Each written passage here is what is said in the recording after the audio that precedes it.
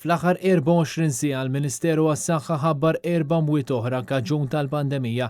Dan ifisser li l-imwiet f'pajjiżna kkawżat tal-COVID-19 żdiedu għal 101.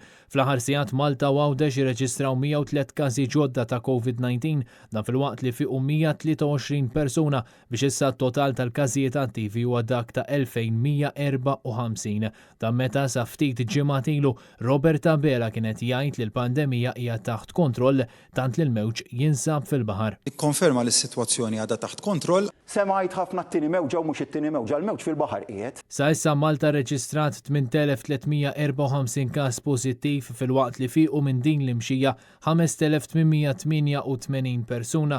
Mill-każijiet li tħabbru il-ħadd 14 huma qraba ta' każi pożittivi, 8 kollegi ta' każi pożittivi, 3 huma individwi li kellhom kuntatt dirett ma' każi pożittivi u 2 każi li kienu importati.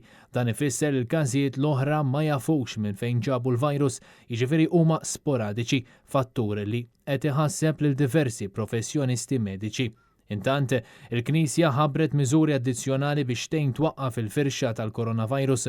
Fit-dħul tal-knejjes se tkun qed tiġi meħuda t-temperatura, inkluż ta' min ikun se jagħti servizz u jiġi applikat sanitizer.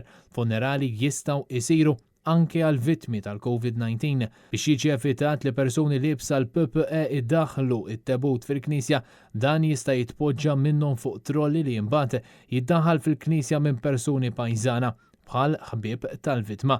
Meta ma jinsabux persuni biex iddaħħlu it-tebut, dan jiddaħħal fuq it-trolli mir-ref fiha stess.